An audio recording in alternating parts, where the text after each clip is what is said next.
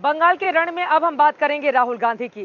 4 चरणों का मतदान हो जाने के बाद राहुल गांधी की चुनावों में एंट्री हो गई है। बंगाल में आज कई जनसभाओं को उनकी ओर से संबोधित किया गया।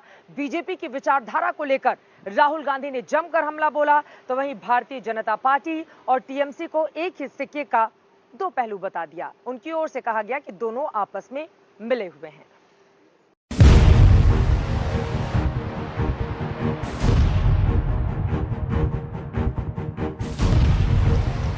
बेशक बंगाल में आधा चुनाव बीत जाने के बाद ही राहुल गांधी ने बंगाल के चुनावी समर में प्रवेश किया, मगर राहुल गांधी का अंदाज बता रहा था कि बंगाल में वो टीएमसी के खिलाफ कम और बीजेपी के खिलाफ ज्यादा आक्रामक होकर आए हैं। तभी तो बंगाल पहुंचते ही राहुल गांधी ने बीजेपी पर सीधा निशाना साधा कि बीजेपी सिर्फ नफरत की राजनीति करती है। जहां भी बीजेपी जाती है, आरएसएस जाती है, नरेंद्र मोदी जी जाते हैं, अमित शाह जी जाते हैं,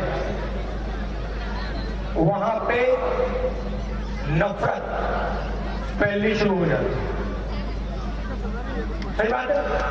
सही बात है। जहां भी जाते हैं, भाईचारे की बात, जोड़ने की बात कभी नहीं करेंगे। एक हिंदुस्तानी को दूसरे हिंदुस्तानी से लड़ाने का काम ये करते हैं। इनका ये डीएनए, इनको और कुछ मालूम ही नहीं है। बंगाल में 135 सीटों पर चुनाव खत्म हो चुके हैं। 4 चरण पर मतदाता अपना मत ईवीएम में दर्ज कर चुके हैं। और तो और अब तक कांग्रेस इस सियासी लड़ाई में कहीं खड़ी भी नहीं दिखाई दे रही थी, मगर अब राहुल गांधी ने मोर्चा संभाला। राहुल गांधी सबसे पहले दिनाजपुर पहुंचे। दिनाजपुर में राहुल गांधी ने गोलपोखर सीट से कांग्रेस उम्मीदवार मोहम्मद नसीम के लिए जनसभा की। नरेंद्र मोदी जी ने कहा, भाइयों और बहनों, कोरोना आया है, थाली बजाओ, थाली बजाओ, कोरोना भाग जाएगा।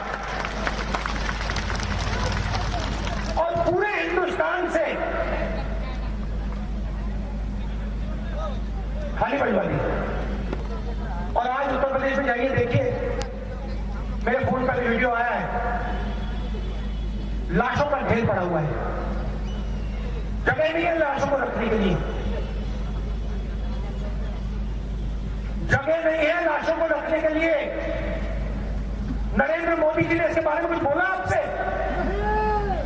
कि कोरोना फैल गया, लाखों लोग मर गए, हिंदुस्तान की अर्थव्यवस्था नष्ट हो गई, मैं प्रधानमंत्री हूं, कुछ बोला उन्होंने? राहुल गांधी का अगला पड़ाव सिलीगुड़ी की माटीगारा नक्सलबाड़ी सीट थी, जहां से कांग्रेस के शंकर मालाकार उम्मीदवार हैं। इसे कांग्रेस का गढ़ माना जाता है।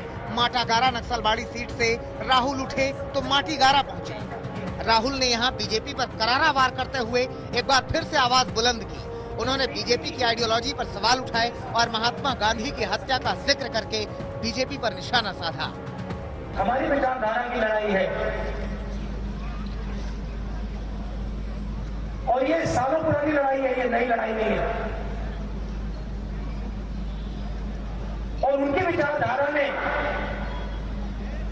हमारे सबसे बड़े नेता की हत्या की है। महात्मा गांधी की हत्या उनकी विचारधारा ने की है। और हम कभी भी उनके साथ समझौता नहीं कर सकते हैं, कभी नहीं कर सकते। 5वें चरण में राहुल के पश्चिम बंगाल चुनाव प्रचार में आने को लेकर कई सवाल उठ रहे हैं। उन्होंने असम, तमिलनाडु, केरल और पुडुचेरी में जमकर प्रचार किया, लेकिन बंगाल का रुख उन्होंने अब जाकर किया, जब आधा चुनाव बीत चुका है। बंगाल में कांग्रेस, लेफ्ट और आईएसएफ मिलकर चुनाव लड़ रहे हैं। कांग्रेस ने 92 सीटों पर अपने उम्मीदवार उतारे हैं। अगले कुछ चरणों में मुर्शिदाबाद और मालदा में चुनाव है। 2016 के चुनाव में कांग्रेस को 44 सीटें मिली थी, जिनमें से ज्यादातर उत्तर बंगाल की थी। अगले 4 चरणों में कांग्रेस इन इलाकों में बीजेपी तृणमूल को कड़ी टक्कर देना चाहती है, लिहाजा राहुल गांधी को इन सीटों पर प्रचार के लिए उतारा गया है। इंद्रजीत कुंडू, कोलकाता, आज तक।